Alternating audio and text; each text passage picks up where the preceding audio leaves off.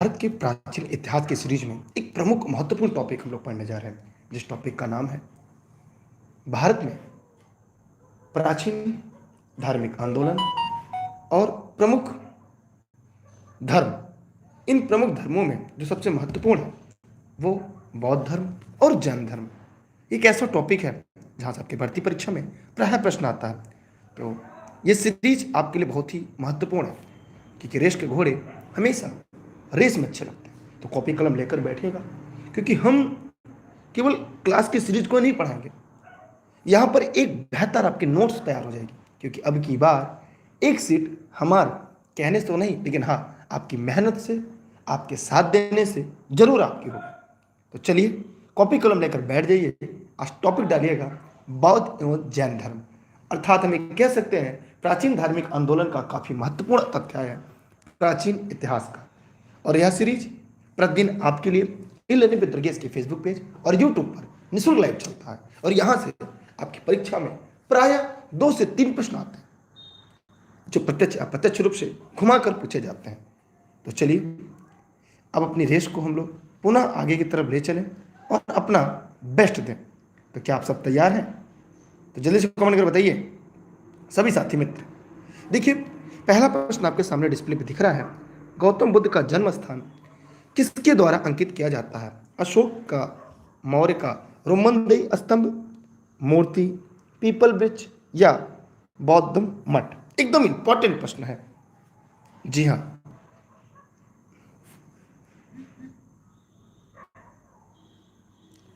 चलिए, अशोक मौर्य का जो रोमनदेही स्तंभ है, एक ऐसा अभिलेख है, एक ऐसा स्तंभ है, लेख है, जहां से हमें यह ज्ञात होता है कि वह अशोक अपने राज्याभिषेक के 20वें वर्ष लुम्बरी ग्राम में गया। उसने वहां पत्थर की दीवारें बनवाई और शिला स्तंभ खड़ा किया। यहां पर भगवान बुद्ध का जन्म 563 ईसा पूर्व हुआ। अतः लुम्बिनी ग्राम भूमि कर घटाकर 1/8 कर दिया गया। कोई दिक्कत यहां से?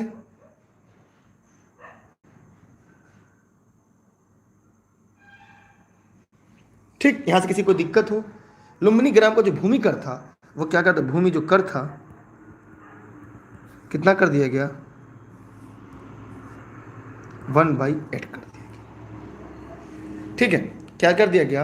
1/8 कर दिया गया। अगर वीडियो साफ नहीं चल रहा हो तो वीडियो की क्वालिटी आप लोग बढ़ा लीजिएगा। वीडियो आपको पूरी तरह से HD में चलना प्रारंभ हो जाएगा। जी हाँ, जरा एक बार कमेंट करके बताइएगा कि वीडियो साफ चल रहा है, आवाज़ साफ आ रही है ना? ठीक है, चलिए यहाँ से आप लोग इसकी की नोट्स जरूर बना लीजिएगा। जरा कमेंट करके जल्दी से बताइए कि क्या कोई दिक्कत तो नहीं आ रही है ना पढ़ने में या समझने में। अगले प्रश्न की तरफ बढ़ते हैं हम लोग, क्योंकि यहाँ इंपॉर्टेंट सीरीज है आप सभी साथियों के लिए। बुद्ध किस वंश से संबंधित थे? मोस्ट इंपॉर्टेंट प्रश्न है। देखिए, बुद्ध गौतम बुद्ध थे। इनका जन्म नेपाल के कपिलवस्तु लुम्बिनी में हुआ था। इनके पिता शाक्य वंश के क्षत्रिय शासक थे। इनके पिता का नाम शुद्धोधन, माता का नाम महामाया था। इनका पालन पोषण गौतमी मतलब बुद्ध की मौसी ने किया। इनके बचपन का नाम सिद्धार्थ था। 16 वर्ष की उम्र में शाक्य कुल की राजकुमारी यशोधरा से इनका विवाह हुआ। इनको एक पुत्र था जिसका नाम राहुल था। तो अब इनके बारे में किस वंश से संबंधित है? जरा कमेंट करके आप बताइए सभी साथी। क्या वीडियो साफ चल रहा है या कोई दिक्कत तो नहीं आ रही है अध्ययन अध्यापन में?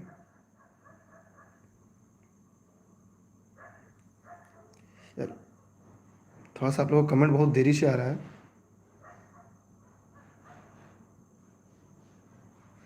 जल्दी जल्दी कमेंट करिएगा। यहां पे इस प्रश्न का जो उत्तर होगा वो शाक्य वंश। मैंने आपको बताया ये शाक्य वंश के थे। इनका पिता क्या थे? शाक्य वंश के क्षत्रिय थे। इनका जन्म कपिलवस्तु के लुम्बिनी गांव में। ठीक, अगला अगला प्रश्न आपके सामने है। बहुत इंपॉर्टेंट सीरीज है आप सभी के लिए। कह रहा है कि प्रथम बौद्ध परिषद कहाँ आयोजित की गई। जो प्रथम बौद्ध परिषद थी वो कहाँ आयोजित की गई। तो जो साथी इस वीडियो को देख रहे हैं वे कमेंट करके बताएं, चाहे फेसबुक पे चाहे यूट्यूब पर, जहां भी आप देख रहे हैं, प्रथम बौद्ध परिषद कहाँ शुरू की गई थी।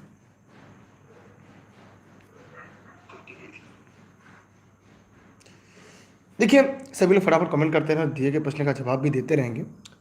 इस प्रश्न का उत्तर होगा राजगिरी। क्या होगा इस प्रश्न का उत्तर? राजगिरी होगा। यहां से प्रश्न आता है कि जो प्रथम बौद्ध संघ हुआ था वो कहाँ हुआ था? राजगिरी में हुआ था, सप्तपर्णी गुफा में। इसके संरक्षक अजातशत्रु हर्यक वंश के थे। इसका विवरण बुद्ध के उपदेश का संकलन आनंद द्वारा सुत्ति पिटक तथा विनय पिटक के संकलन में मिलता है। यहाँ पर द्वितीय, यहाँ पे प्रथम हुआ था, यहाँ पर द्वितीय हुआ था। यहाँ पर क्या हुआ था? प्रथम, और यहाँ पर द्वितीय। वैशाली में द्वितीय बौद्ध संगीत हुआ था, माने ये हुआ था 483 ईसा पूर्व, और वैशाली में जो हुआ था वो 383 ईसा पूर्व हुआ था। ये बुद्ध के मृत्यु के 100 साल बाद। इसके अध्यक्ष सम्माकामी थे, संरक्षक कालाशोक शिशुनाथ थे। यहाँ भिक्षुओं के मतभेद के कारण बौद्ध संघ स्थाविर और महासंघी में डिवाइड हो जाता है। दूसरा, पटना या पाटलिपुत्र में। यहां पर तीसरा बौद्ध संगीत, तीसरा ये कब हुआ था? ये 250 ईसा पूर्व में पाटलिपुत्र में हुआ था। इसके संरक्षक अशोक थे, मतलब अगर लिखना चाहे लिख लीजिएगा। इसके अजातशत्रु थे, ये इंपॉर्टेंट है, ये हर्यक वंश के थे। दूसरा कालाशोक था, कालाशोक था। तृतीय की बात करें तो अशोक थे। मोस्ट इंपॉर्टेंट है, ये अभिधम्म पिटक दार्शनिक सिद्धांत में यहां पर मिलता है। चतुर्थ जो था वो कुंडल वनन में था, कश्मीर। ये क्या था? कुंडल वन, कुंडल वन। ये कब हुआ था? ये 72 ईस्वी में हुआ था, और इसके संरक्षक कनिष्क था, कनिष्क था। यहीं से बौद्ध हीनयान और महायान में डिवाइड होता है। किसमें? हीनयान और महायान में डिवाइड होता है। यार आप लोग वीडियो को शेयर कर दीजिए। ये वीडियो लाइव चल रही है और आप सभी लोग लाइव पढ़ रहे हैं। वीडियो की क्वालिटी अगर आपको साफ न दिख रहा हो तो आप लोग वीडियो की क्वालिटी बढ़ा दीजिएगा, ठीक है। और साथ ही साथ वीडियो को अपने सभी साथी मित्रों को शेयर करिए कि ऐसी सीरीज आप पढ़ेंगे जो अभी तक आप लोगों ने केवल सुना होगा। अब अगर हम देखें तो कालाशोक जो था ये हर्यक वंश का था। ये कहा था कि हर्यक वंश का था। अजातशत्रु काला ना, ये नहीं, कालाशोक जो है शिशुनाग वंश का था। ये था शिशुनाग वंश का था। अजातशत्रु ये हर्यक वंश का था। अशोक मौर्य वंश का था, ये मौर्य वंश का था। कनिष्क ये कुषाण वंश का था। ये कुषाण वंश का था। यहीं से दो भागों में बौद्ध धर्म टूट गया था। किसमें? हीनयान और महायान। क्या जितने लोग इस वीडियो को लाइव देख रहे हैं क्या सबको समझ में आया? बताइए जल्दी से कमेंट करके।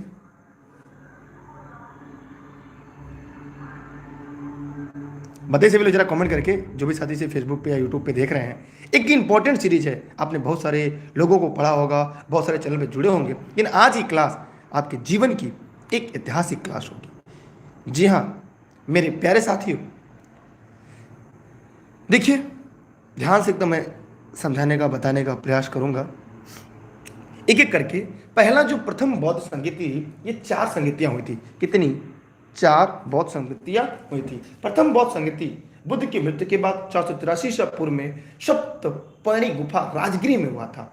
इसके अध्यक्ष महाकश्यप थे, लेकिन इसका संरक्षक अजातशत्रु जो हर्यक वंश का था। जबकि द्वितीय बौद्ध संगीत उनके 100 साल के बाद, मृत्यु के 100 साल बाद 383 ईसा पूर्व वैशाली के बालूकाराम में हुआ था। और इसके संरक्षक कालाशोक जो शिशुनाग वंश का था, जबकि तृतीय संगीत 250 ईसा पूर्व में पटना अर्थात पाटलिपुत्र में हुआ।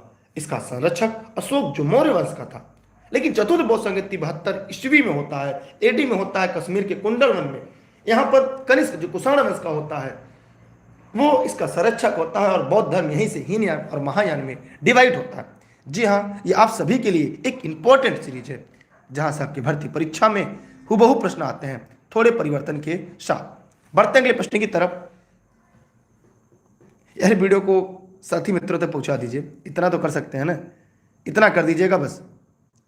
चाहे इसे फेसबुक पे देख रहे हैं चाहे यूट्यूब पे देख रहे हैं, स्क्रीनशॉट कर लीजिए। अगला है, बहुत इंपॉर्टेंट है आप सभी के लिए, मैं उम्मीद करता हूं सभी लोग जवाब देंगे। 5वीं बौद्ध परिषद का आयोजन किसने किया? 5वीं बौद्ध परिषद का आयोजन किसने किया? जल्दी से कमेंट कर बताइए कि 5वीं बौद्ध परिषद का आयोजन किसने किया। अभी 4 ही हम लोगों ने पढ़ा था। देखिए, याद रखिएगा, 5वीं बौद्ध परिषद का आयोजन राजा मिंडन के संरक्षण में 1871 में हुआ था। किसमें? राजा मिंडन।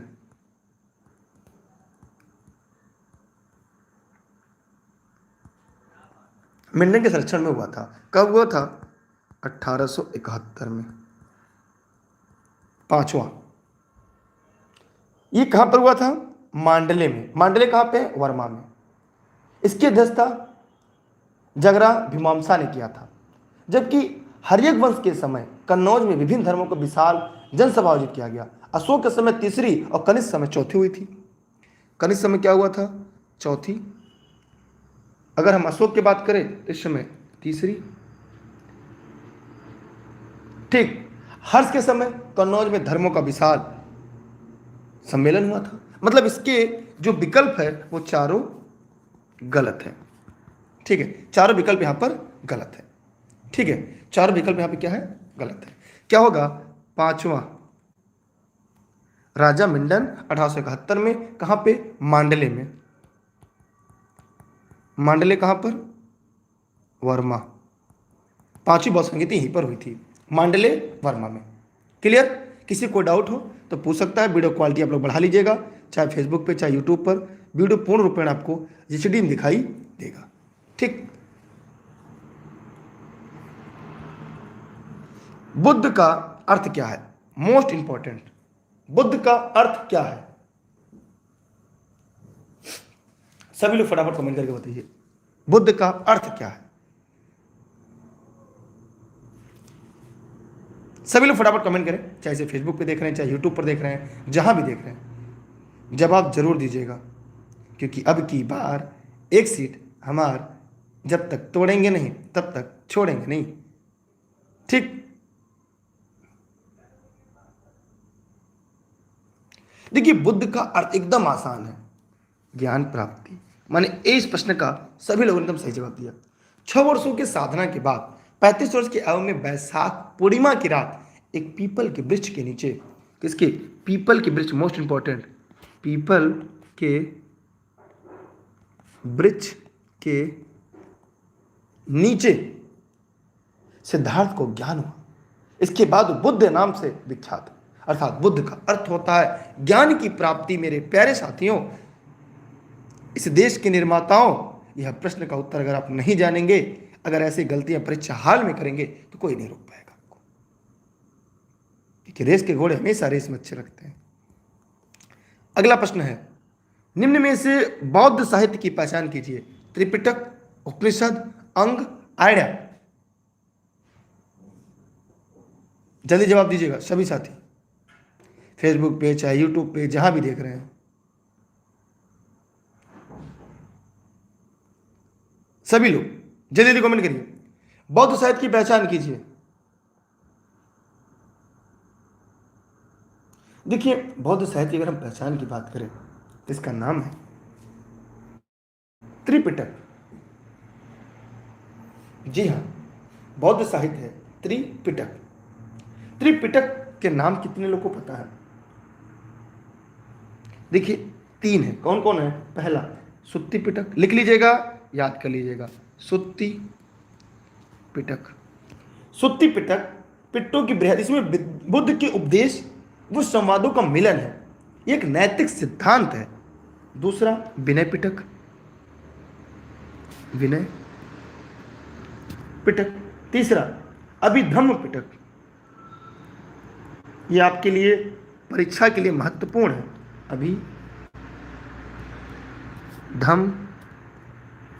पिटक, इसमें पिटकों के माध्यम से बुद्ध के आध्यात्मिक व दार्शनिक विचारों का संकलन किया गया है। विनय पिटक में बौद्ध संघ के आचार विचार नियम निषेध का संकलन किया गया है। पिटक का मतलब टोकरी होता है, जबकि जो जातक की कथाएं बुद्ध की पूर्व जन्म की काल्पनिक कथाएं हैं।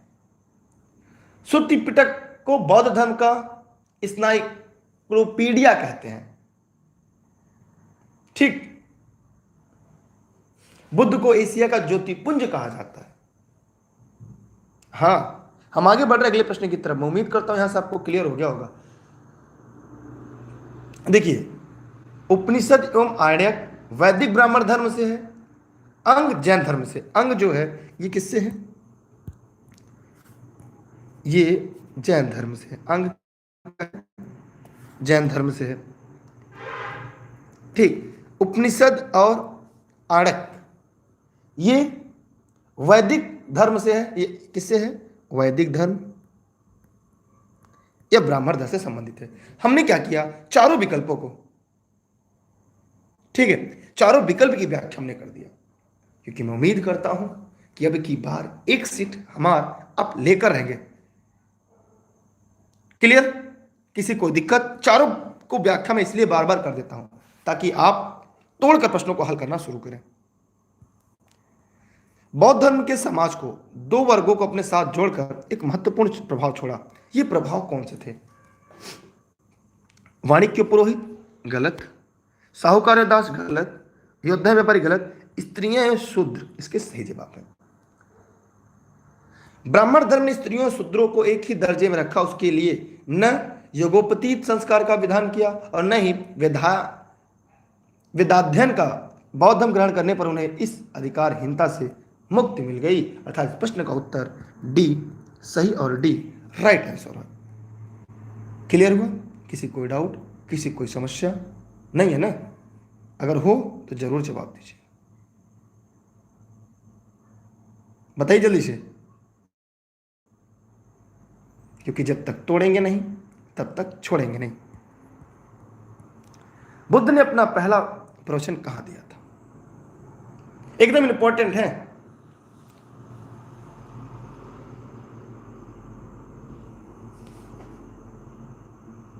देखिए, अगर आप पढ़ेंगे नहीं, मेहनत नहीं करेंगे तो आपका अस्तित्व अपने आप स्वतः समाप्त हो जाएगा।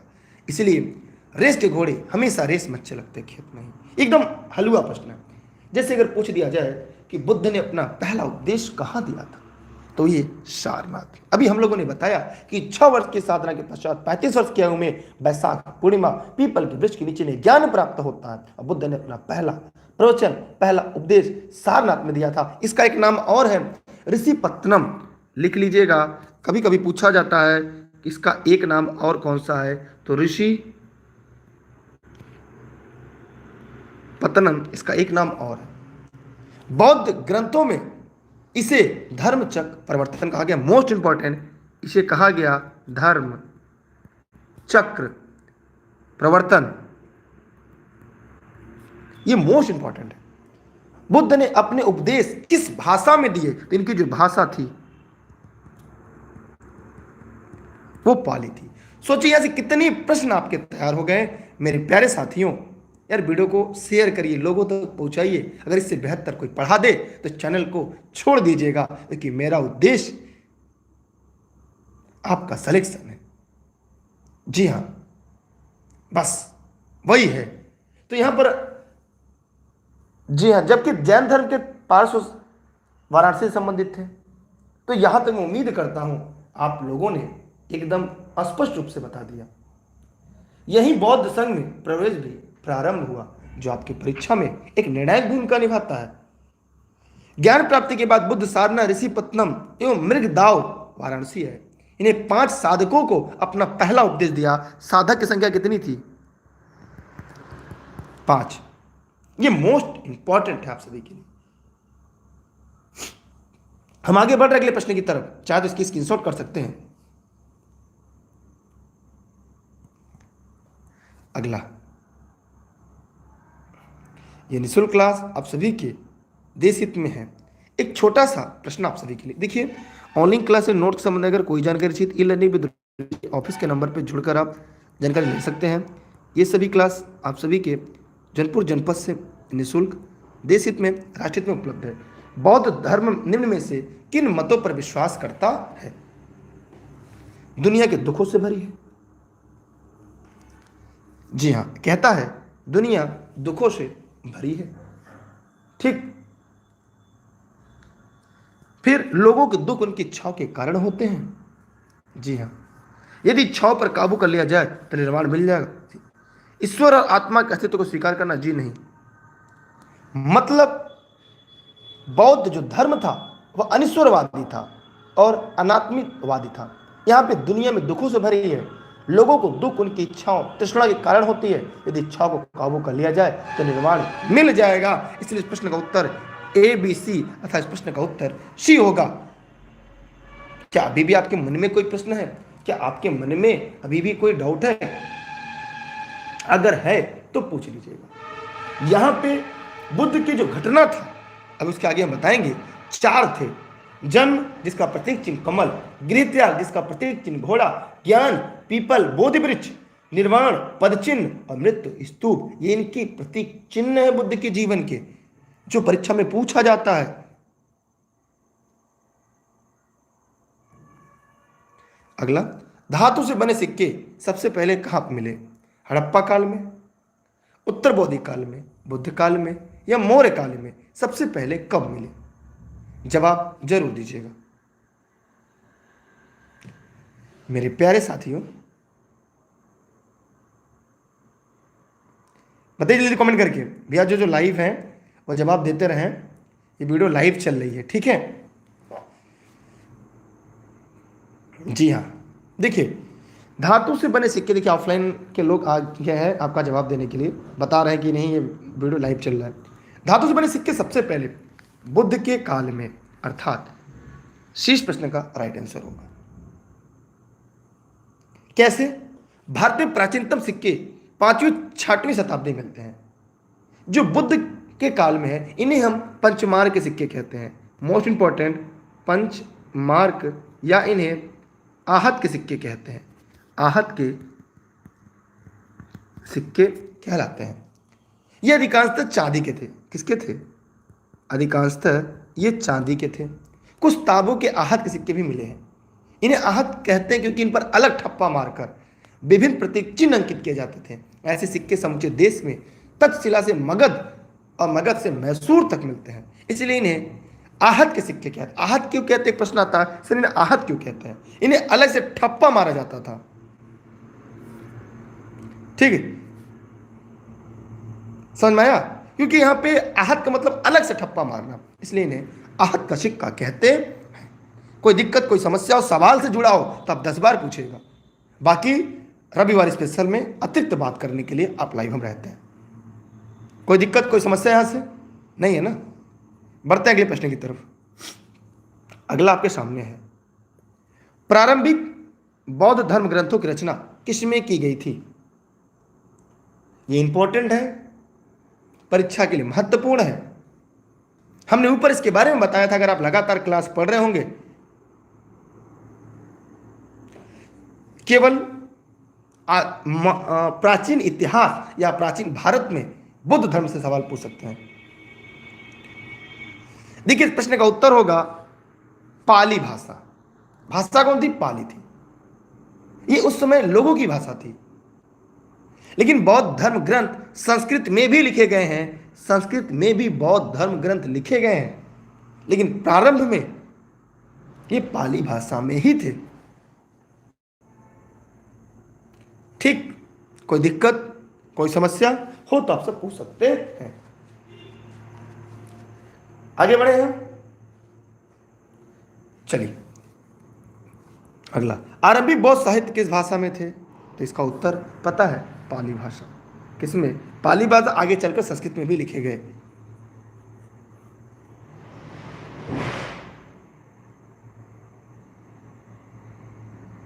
चलिए अगला, निम्न में से कौन सा एक भारत में उत्पन्न सबसे बाद वाला बौद्ध धर्म ग्रंथ है? मोस्ट इंपॉर्टेंट, कौन सा भारत में उत्पन्न सबसे बाद वाला धर्म ग्रंथ है?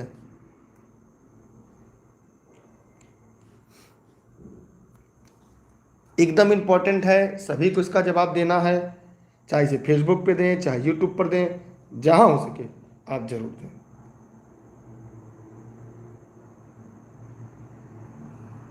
बताइए जल्दी कमेंट करके। चलिए, अगर आप नहीं बताएंगे तो भाई मेरा काम ही है बताना। आइए देखते हैं इस प्रश्न का जो सही जवाब क्या होगा। इस प्रश्न का होगा वाम सात पाक्सनी, माने डी इस प्रश्न का सही और राइट आंसर होगा। अगर वीडियो साफ नहीं आ रहा है तो वीडियो क्वालिटी आप लोग बढ़ा लीजिएगा सभी लोग। अब इसके बारे में और जानते हैं। सबसे बाद में इसकी रचना 10वीं शताब्दी में हुई थी।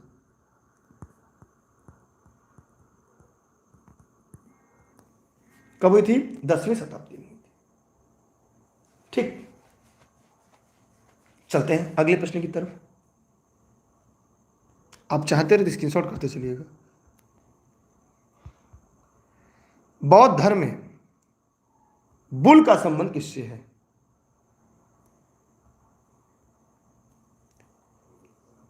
सभी लोग फटाफट कमेंट करके बताइए। चलिए मैं यहां पे लिखवा दे रहा हूं जो आपकी परीक्षा के लिए महत्वपूर्ण है, बहुत इंपॉर्टेंट है। यहां पर घटना, ठीक है, दूसरी तरफ प्रतीक। सभी लोग कॉपी कलम लेकर लिख लें कि सिलेक्शन के लिए क्लास है आप सभी के लिए।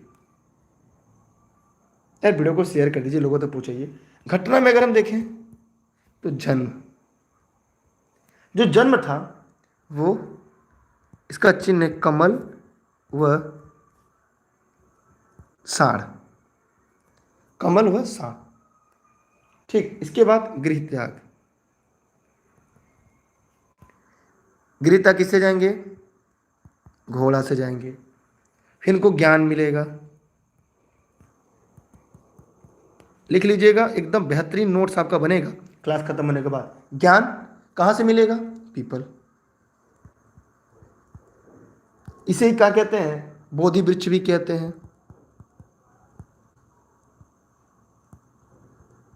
इसे बोधि वृक्ष भी कहते हैं। निर्वाण, यहां पे पद चिन्ह, पद चिन्ह। मृत्यु, मृत्यु को क्या कहते हैं? महापरिनिर्वाण। मृत्यु, यहां पर स्तूप है। तो ये आपकी परीक्षा के लिए स्क्रीनशॉट जरूर कर लीजिएगा। बताइए सभी लोग।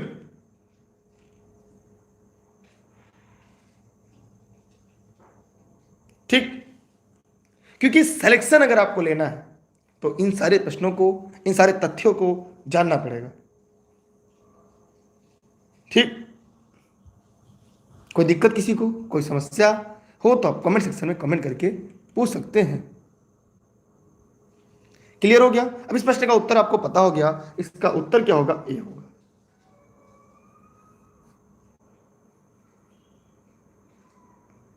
इस प्रश्न का राइट आंसर है। हम आगे बढ़े अगले प्रश्न की तरफ। चलिए, कुछ लोग चाहते हैं कि प्रश्न का आपको तुरंत उत्तर बता के आगे बढ़ो। ऐसे ज्ञान से आपको नौकरी नहीं मिलेगी, ऐसे ज्ञान से आपको सिलेक्शन नहीं मिलेगा, क्योंकि जो मैं पढ़ाऊं यही परीक्षा में आए, ये कभी हो ही नहीं सकता। लेकिन जो मैं व्याख्या करूंगा वहां से परीक्षा में जरूर आएगा, इसकी 100% गारंटी है, क्योंकि हम उन तथ्यों को बढ़ा रहे हैं ताकि आपका बेहतर नोट्स बन जाए। ठीक, बुद्ध के प्रबोध कहां से प्राप्त हुआ? प्रबोध का मतलब होता है ज्ञान। प्रबोध का मतलब होगा ज्ञान। तो ज्ञान कहां से मिला बताइए? बोध गया में प्राप्त होता है। कहां पे मिलता है? ये बोध गया में मिलता है। ठीक है, सभी लोग जानते रहिएगा। सारनाथ में क्या होता है, कपिल वस्तु में क्या होता है, राजगिरी का संबंध किससे है, ये सारी बातें आप जानते रहिए। अगर आपको सिलेक्शन लेना है तब, बाकी टाइम पास करना है तो कुछ कहीं भी पढ़िए। बुद्ध धम्म और संघ मिलकर क्या कहलाते? बुद्ध धम्म संघ मिलकर क्या कहलाते हैं? जवाब जरूर दीजिएगा, चाहे से फेसबुक पे देख रहे हैं, चाहे से यूट्यूब पर देख रहे हैं, जहां भी देख रहे हैं।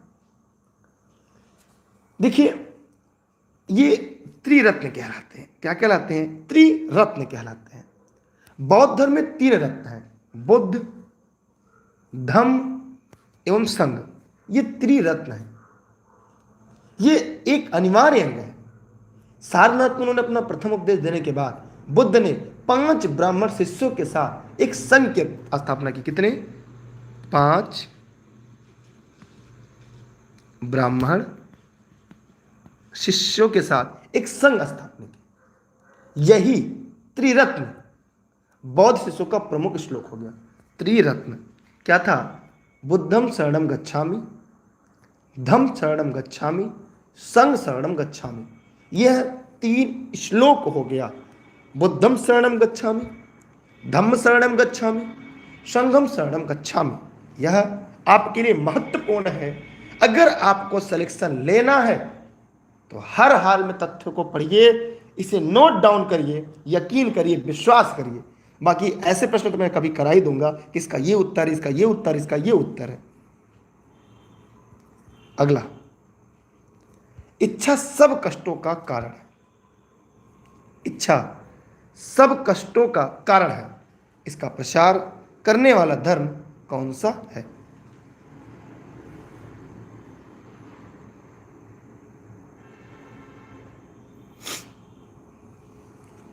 देखिए, इच्छा सब कष्टों का कारण है, इसको बौद्ध धर्म। इच्छा अर्थात तृष्णा सब कष्टों का कारण है, इसका प्रसार करने वाला बौद्ध धर्म है। बौद्ध धर्म के 4 आर्य सत्य हैं। जी हाँ, बौद्ध धर्म के आर्य सत्य कितने हैं? 4 हैं। रट लीजिएगा, सिलेक्शन अगर लेना है तब उनके 4 आर्य सत्य हैं। आइए चारों आर्य सत्य जो लिखिएगा, पहला है दुख, दुख समुदाय। तीसरा दुख निरोध।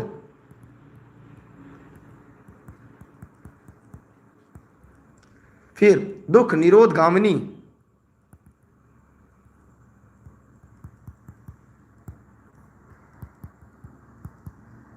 ठीक, तो ये 4 आर्य सत्य थे जो आपकी परीक्षा में पूछे जाते हैं, और प्रायः आप यहां से गलती करते हैं।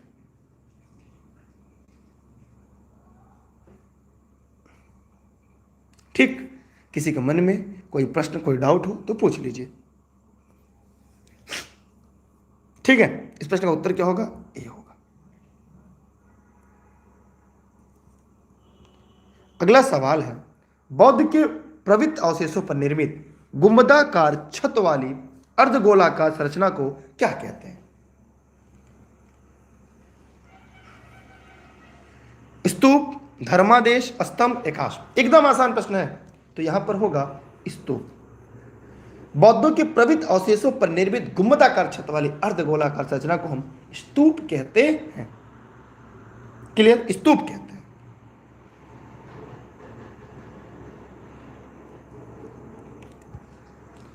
बुद्ध की मृत्यु किस वर्ष में हुई थी? ऊपर हम लोगों ने देखा कि 483 ईसा पूर्व, 483 ईसा पूर्व में हुई थी, कुशीनगर में। कहां पर हुआ था? ये उत्तर प्रदेश में है। इसे हम महापरिनिर्वाण के नाम से जानते हैं। क्या नाम से? परिनिर्वाण के नाम से जानते हैं। कितने वर्ष की उम्र में? 80 वर्ष की उम्र में। 80 वर्ष की उम्र में कुशीनगर, कुशीनारा, वैशाख पूर्णिमा के दिन हुआ था। इस प्रकार इस प्रश्न का उत्तर जो था वो आपका ए राइट आंसर है। अच्छा, कुशीनगर से आए हैं, कोई बात नहीं। चलिए अगला है, कौन सा स्थान गौतम बुद्ध से संबंधित नहीं है? Most important. 3 है और 1 नहीं है। सारनाथ। सारनाथ किस लिए प्रसिद्ध है?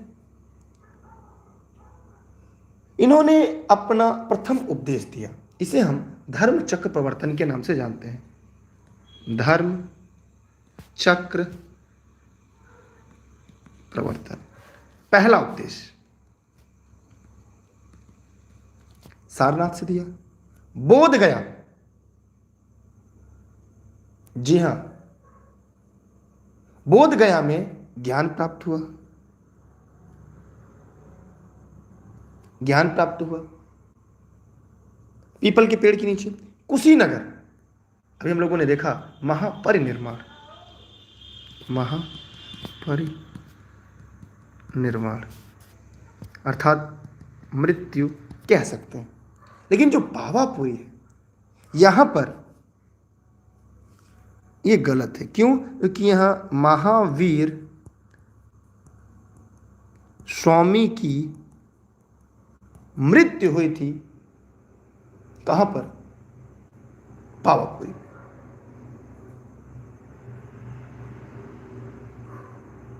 ठीक, कब हुई थी?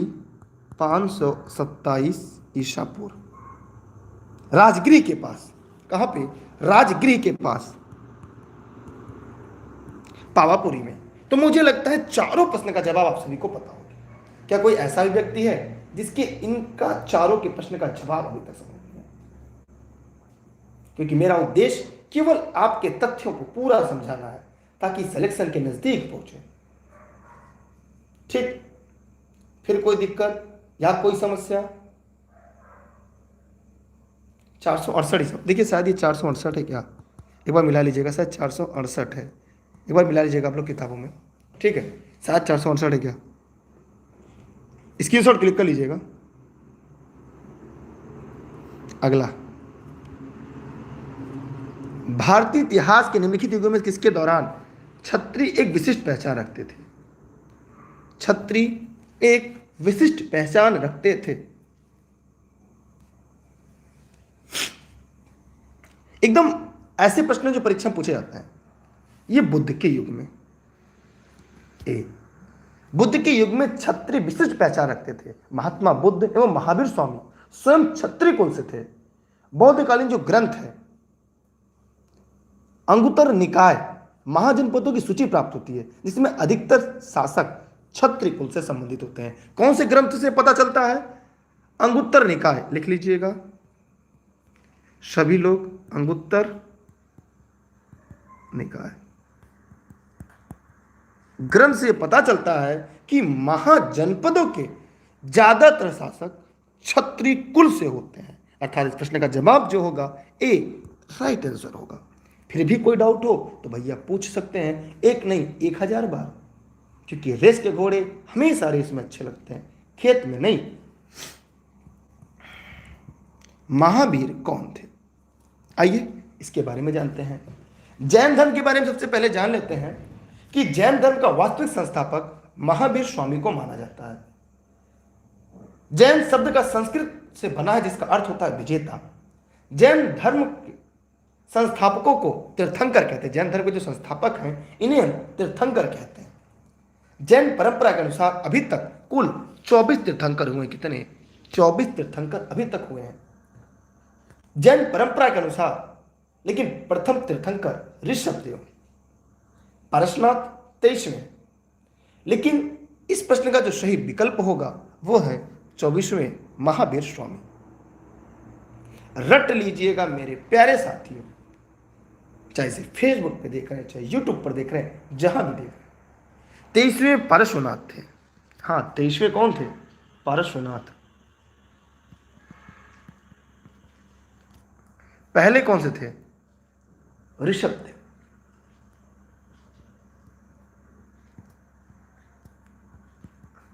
24वें महावीर स्वामी। मतलब स्पष्ट है, जो सही विकल्प होगा वो क्या होगा? 20 का सही और राइट आंसर। क्लियर हुआ सबका कॉन्सेप्ट? लेकिन स्पष्ट का जो उत्तर है वो बी है। अगर अब भी आपको ना समझ में आए तो पढ़ाना बेकार है।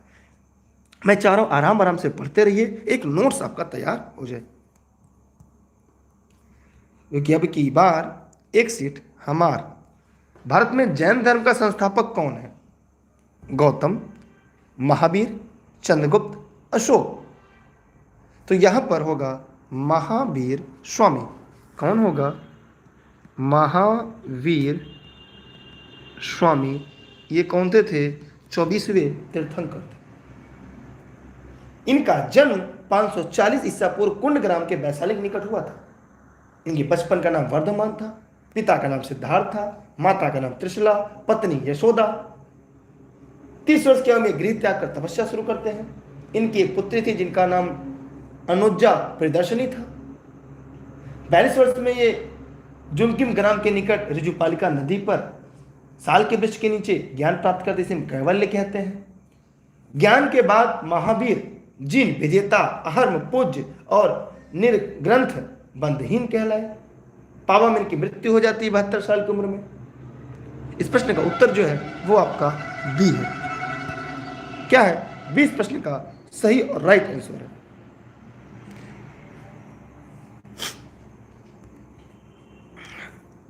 जैन धर्म का पहला तीर्थंकर किसे माना जाता है? पहला ऋषभदेव, 23वां पार्श्वनाथ, 24वां महावीर, अजितनाथ क्या थे? जवाब दीजिएगा। इस प्रश्न का उत्तर क्या है? आप देखिए, धीरे धीरे अगर आप क्वेश्चन के बाद क्वेश्चन करते जा रहे हैं, कितना बढ़िया आप सही कर रहे हैं। और ये ट्रेंडिंग वाले सवाल हैं जो आपकी परीक्षाओं में पूछे जाते हैं। हम ऐसे प्रश्नों की सीरीज लेकर आते हैं। त्रिरत्न जो है वो जैन धर्म से है। त्रिरत्न क्या है? सम्यक ज्ञान, सम्यक दर्शन, सम्यक चरित्र। इसके 5 महाव्रत है: अहिंसा, सत्य, अस्तेय, अपरिग्रह, ब्रह्मचर्य। ये इनके 5 व्रत और त्रिरत्न, वहां त्रिपटक था, यहां त्रिरत्न है। वर्धमान महावीर ने परिनिर्माण कहां प्राप्त किया?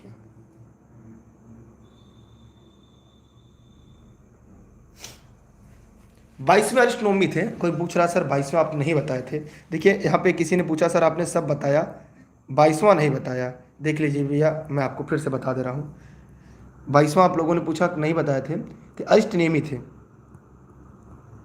लिख लीजिएगा भैया, अरिष्ट नेमी। ठीक है,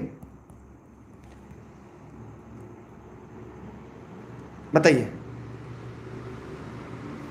जी हाँ, पावा में। अभी ऊपर हम लोगों ने देखा था पावा। इसे पावा या पावापुरी कहते हैं। पावापुरी कहते हैं। यहां पर इन्हें परिनिर्वाण की प्राप्ति, ये बिहार राज्य के नालंदा में स्थित है। इनका जन्म वैशाली में हुआ था, कुंडग्राम। ठीक, कोई डाउट, किसी को समस्या है पूछ सकते हैं। जैन साहित्य को क्या कहते हैं? जैन साहित्य को क्या कहते हैं? देखिए, पहली चीज तो जानिए त्रिपिटक क्या है। केवल के प्रातिक व त्रिपिटक। त्रिपिटक क्या है? ये बौद्ध धर्म से है। अगर यहां पे त्रिरत्न होता,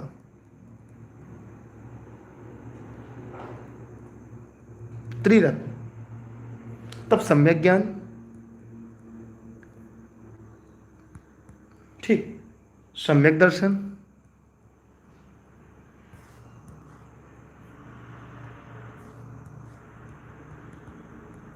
फिर सम्यक चरित्र,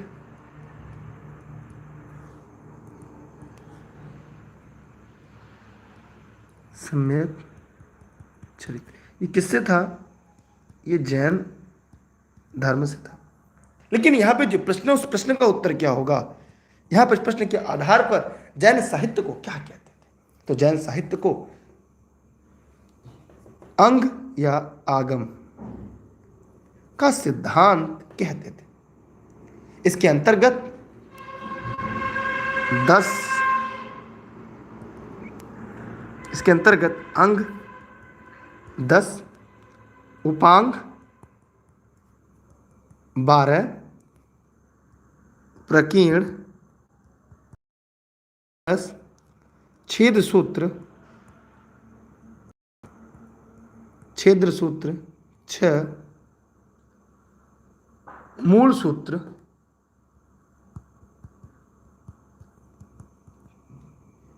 4 आते थे।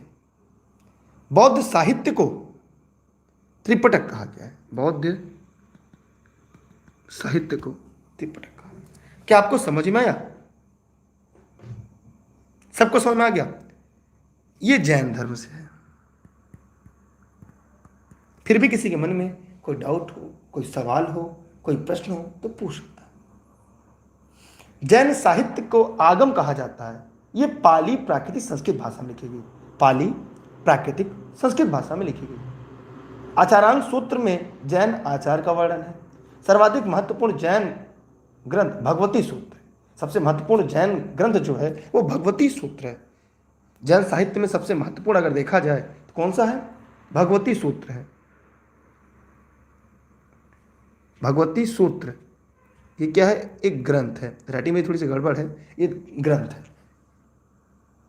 ठीक है, हम आगे चलते हैं अगले प्रश्न की तरफ। चाहे तो आप इसकी स्क्रीनशॉट जरूर करें, क्योंकि हम आपको व्याख्या इसलिए पढ़ाते हैं ताकि आपका कॉन्सेप्ट क्लियर हो ज्यादा से ज्यादा। देखिए, त्रिपिटक बौद्ध से है और त्रिरत्न ये जैन धर्म से है, याद रखिएगा।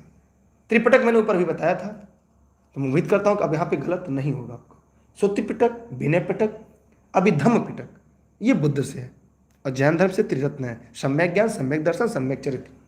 ठीक है, क्लियर? ठीक, स्क्रीनशॉट क्लिक कर लीजिएगा। अगला, प्राचीन भारत का प्रसिद्ध वह शासक कौन था जिसने अपने जीवन के अंतिम दिनों में जैन धर्म को अपनाया? सभी साथी फटाफट कमेंट करके बताइए। अगर जैन धर्म के बारे में बात करें तो जैन धर्म का राजकीय प्रश्रय देने वाला शासक महापद्मनंद था, जो नंद वंश का था। अशोक का पौत्र संपत्ति जैन का अनुयायी रहा। कलिंग के जो नरेश खारवेल ने उदयगिरी पहाड़ी पर जैन साधुओं के लिए गुफा बनवाया। जी हां, लेकिन यहां पे प्रश्न पूछा है शासक, तो इस प्रश्न का जो उत्तर होगा वो चंद्रगुप्त होगा। क्या होगा? चंद्रगुप्त अपने जीवन के अंतिम दिनों में जैन धर्म लिया। उसने जैन साधु भद्रबाहु से जैन धर्म की दीक्षा ली। दीक्षा किससे ली थी? किससे? भद्रबाहु से। भद्रबाहु से दीक्षा ली। कहां पे ली थी? श्रवण बेलगोला में। कहां पे लिया था? ये इंपॉर्टेंट है आपके लिए, जो सिलेक्शन के लिए पढ़ रहे हैं ना, उनके लिए है।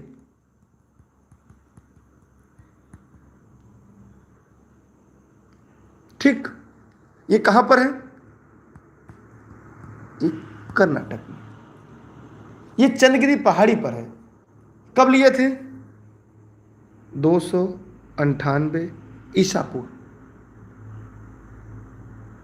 किसके द्वारा? उपवास में अपना शरीर त्याग किया था। किसमें? शरीर त्याग। किसमें किया था? उपवासन में। इसे क्या कहते हैं? सलेखना। इस प्रकार इस प्रश्न का जो उत्तर है वो सी है। अगर इससे बेहतर अगर आपको लगे कोई समझा देगा तो भैया, जैन भी दो संगतियां हुई थी। पहली जो संगति हुई थी वो स्थूल भद्र के समय हुई थी, जहां पे जैन धर्म का श्वेतांबर दिगंबर संप्रदाय विभाजन के 12 अंगों का संपादन हुआ था। द्वितीय संगति देवर्धरी श्रमोत्सव में जैन साहित्य के संचरण में हुआ था। ठीक, जैन संप्रदाय क्या थे? श्वेतांबर, वे श्वेत वस्त्र धारण करते थे, स्थूल बाहु के अनुयायी थे और दिगंबर नग्न रहते थे। इनका नेतृत्व भद्रबाहु ने किया। इसकी स्क्रीनशॉट कर लीजिए, मैं नई चीजें और बता दे रहा हूं आपको, ठीक है। हाँ, 2-3 चीजें मैं और आपको बता दूंगा जो परीक्षा में आपके लिए महत्वपूर्ण होगा। देखिए, गोमतेश्वर जिसे बाहुबली कहा गया, कर्नाटक के हासन जिले में श्रवण बेलगोला में। स्क्रीनशॉट हो गया? चलिए, यह आपका आखिरी टॉपिक है। यहीं से अब हम लोग अन्य चीज़ों पर टॉपिक करेंगे। यहाँ से कई नोट आपको लिखवा देंगे जो आपको नोट करके रखना है। जरा कॉपी कलम लेकर थोड़ा सा बैठ जाइए। जो चीज़ छूट गई हैं, ये ऑनलाइन क्लास है, नोट संबंध में अगर जानकारी चाहिए तो यहाँ से ले सकते हैं। दुर्गेश सर सर्च करके e learning with Durgesh Facebook page, Instagram, Twitter, ये लोग यूट्यूब पे जुड़ सकते हैं।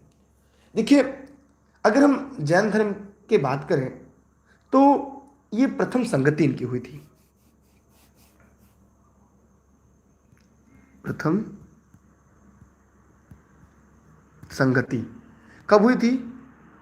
300 ईसा पूर्व में। यहां से ये 2 भागों में बट गए थे। कितने भागों में? 2 भागों में।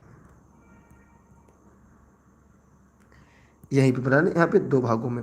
एक था पहला श्वेतांबर,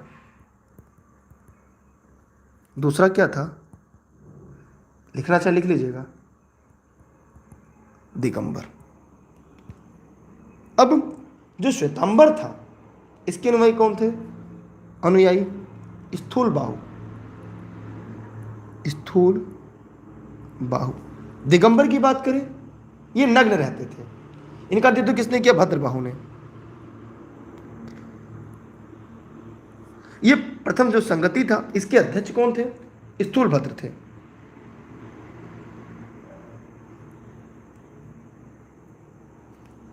ये क्या थे? अध्यक्ष थे। तो यहां पे 12 अंगों का संपादन हुआ। द्वितीय होता है 513 में, जहां पे जैन साहित्य का क्रमवार संकलन होता है। तो यहां से आपकी परीक्षा में काफी महत्वपूर्ण है। इनके पंच महाव्रत थे। क्या आपको पता है पंच महाव्रत कौन थे? कितने लोगों को पता है? पंच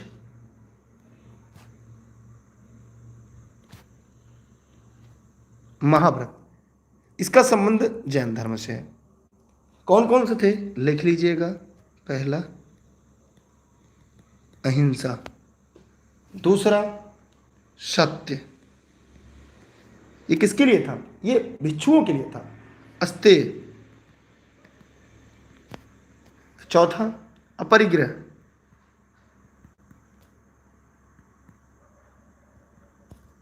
पांचवा ब्रह्मचर्य। इसके बारे में अहिंसा माने मन वचन कर्म से किसी के असंगत व्यवहार न करिए, हिंसा मत करिए। सत्य, मनुष्य को हमेशा सत्य बोलना चाहिए। अस्तेय, चोरी न करना। अपरिग्रह, दूसरे की संपत्ति ग्रहण न करना। ब्रह्मचर्य, इंद्रियों पर संगम, इंद्रियों पर कंट्रोल करना। देखिए, यहां पर एक प्रश्न आपका और पूछेगा जो मैं बता रहा हूं। यहां पे जो 4 है, ये 4, ये किसने जोड़ा था? ये पार्श्वनाथ ने। किसने? मोस्ट इंपॉर्टेंट, ये पार्श्वनाथ ने। और ये जो 5वां है, ये कौन जोड़ा था? महावीर स्वामी। ये महावीर स्वामी ने जोड़ा था। ये भी अगर परीक्षा में थोड़ा डीप में जाएगा तो एक बार ये पूछ सकता है कि 5वां ब्रह्मचर्य महावीर स्वामी ने जोड़ा था। गृहस्थ जीवन जीते हुए पंच अणुव्रत जैन धर्मावलंबियों का पालन करना अनिवार्य था। परम तत्व की व्याख्या के लिए सप्तभंग की कल्पना की गई, जिसमें स्यादवाद या अनेकादवाद कहा गया। कोई दिक्कत किसी को? कोई समस्या? आप पूछ सकते हैं। देखिए, जैन धर्म में उपवास द्वारा शरीर त्याग करना सलेखना कहलाता है। ऊपर मैंने बताया था सलेखना, एक शब्द था सलेखना। ऊपर मैंने बताया था, याद होगा। सलेखना के द्वारा कौन? चंद्रगुप्त मौर्य अपना उपवास रखकर अपना शरीर त्याग करते। 298 ईसा पूर्व चंद्रगिरी की पहाड़ियों पर, श्रवण बेलगोला कर्नाटक में है। किससे दीक्षा लिया था? भद्रबाहु से लिया था। श्वेतांबर इसे संथारा था, दिगंबर को सलेखना कहते हैं। ठीक है, जो श्वेतांबर है, शायद आपको नहीं पता होगा, मैं यहाँ पे बता दे रहा हूँ, जो परीक्षा के लिए थोड़ा सा महत्वपूर्ण है। जो श्वेतांबर होते हैं इसे संतहारा कहते हैं। क्या कहते हैं? संतहारा कहते हैं। दिगंबर इसे सलेखना कहते हैं। दिगंबर इसे क्या कहते हैं? इसे सलेखना कहते हैं। ठीक, तो मैं उम्मीद करता हूं, लेकिन 2015 में राजस्थान उच्च न्यायालय द्वारा इस प्रथा को आत्महत्या करार देकर प्रतिबंधित कर दिया गया। 31 अगस्त 2015 को उच्चतम न्यायालय राजस्थान उच्च न्यायालय इस निर्णय पर रोक लगा दी। तो यहां पर ये कई विवाद है। पुद्गल, काल, आकाश, धर्म, अधर्म सभी आजीव हैं। जैन धर्म की शिक्षा के बारे में अगर हम बात कर लें, थोड़ा सा जाते जाते, कि जैन धर्म की अगर हम शिक्षा के बारे में बात करें, तो ये जो जैन धर्म था ना, यहां पर संसार दुखमूलक है, मनुष्य जरा, जिसे वृद्धावस्था कहते हैं, मृत्यु से ग्रस्त है, इसे सांसारिक जीवन की तृष्णा व्यक्ति को घेरे रहती है। संसार एक वास्तविक तथ्य है जो अनादिकाल से विद्यमान है। जैन धर्म पुनर्जन्म व कर्मवाद में विश्वास रखता है। संसार जीवन तथा अजीव से मिलकर बना है।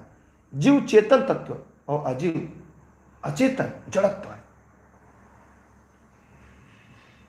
देखिए, चंदेल शासक धड़ ने खजुराहो तथा सोलंकी ने दिलवाड़ा जैन मंदिर बनवाया था। और अगर आपके मन में कोई प्रश्न हो तो पूछ सकते हैं, क्योंकि मेरा उद्देश्य था कि मैं जितना मेरे पास ज्ञान है मैं आप लोगों तक पहुंचा दूं, ताकि परीक्षा में इससे बाहर कोई भी ज्ञान ना, एक भी प्रश्न आपकी परीक्षा में ना। समाधि मरण जैन धर्म से है। समाधि मरण, सलेखना, समाधि मरण इसे कहते हैं। ये जैन धर्म है। महावीर का पहला शिष्य कौन था, किसी को पता है? महावीर का पहला शिष्य कौन था? देखिए, महावीर का जो पहला शिष्य था, इनका जो शिष्य पहला था, कोई बता सकता है कौन था? जमाली। किसी किसी किताबों में जमाता है, ये शिष्य जमाता था। अणुव्रत, स्यादवाद, ये जैन धर्म से है। फिर भी नालंदा विश्वविद्यालय कुमारगुप्त ने गुप्त वंश के बौद्ध शिक्षा के लिए बनाया था। विक्रमशिला बिहार में धर्मपाल पाल वंश के ब्रजयान शिक्षा के लिए बनाया गया था। यह भी पूछा जाता है तो मैंने वो भी बता दिया। अच्छा, दो बता दूं। नालंदा विश्वविद्यालय, देखिए नालंदा कुमारगुप्त ने बनवाया था। किसने? कुमारगुप्त। ये गुप्त वंश का शासक था बौद्ध शिक्षा के लिए। विक्रमशिला, ये परीक्षा वाला प्रश्न है, ये धर्मपाल ने बनवाया था। ये पाल वंश का शासक था। और यहां पे वज्रांश शिक्षा होता था। ठीक, तो अब इसके अलावा भी अगर आपके प्रश्न हो तो पूछ सकते हैं। देखिए, बौद्ध धर्म बिंबिसार, अजातशत्रु, प्रश्नेतनी, उदयन, कनिष्क, अशोक, हर्षवर्धन, इसको राजकीय संरक्षण देते हैं। ठीक है, और बताइए कुछ आप लोग को जो समझ में ना आ रहा हो या जो कुछ पूछना चाह रहे हो वो आप पूछ सकते हैं। बौद्ध जो बौद्ध गौतम बुद्ध की माता कोली वंश थी। अशोक राम विहार पाटलिपुत्र में है। विश्व शांति स्तूप राजगीर में है। स्तूप सबसे पहले शब्द कहां मिलता है पता है? स्तूप, ये ऋग्वेद में मिलता है।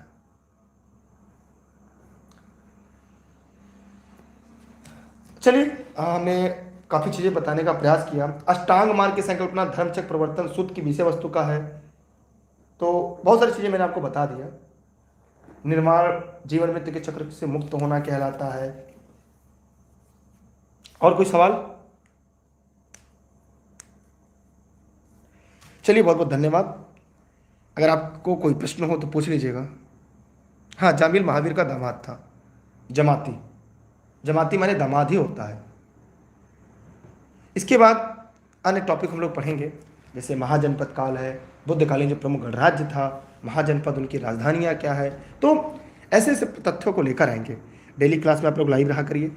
सभी क्लास के जो लिंक है वो टेलीग्राम पर मिलेगी, जहाँ पे आप दुर्गेश सर सर्च करके ई लर्निंग भी दुर्गेश से प्राप्त कर सकते हैं, क्योंकि हमने कहा था आपसे कि रेस के घोड़े हमेशा रेस में अच्छे लगते हैं, खेत में नहीं। अगर ऐसी सीरीज यूट्यूब पे कोई पढ़ा दे तो चैनल को सब्सक्राइब कर दीजिएगा और वहाँ पे पढ़िएगा, क्योंकि आप ज्ञान के लिए पढ़ने आते हैं, टाइम पास करने के लिए नहीं। और ज्ञान तभी होगा जब पढ़ाने वाला व्यक्ति को ज्ञान हो, जब वो तथ्यों को जानता हो। लेकिन अब जो मैंने प्रश्न पूछा, इस प्रश्न का उत्तर जो है वो श्रवण बेलगोला है। डी इस प्रश्न का सही जवाब है, डी इस प्रश्न का राइट आंसर है, क्योंकि दक्षिण भारत में प्रसिद्ध जैन केंद्र कर्नाटक के मैसूर में है।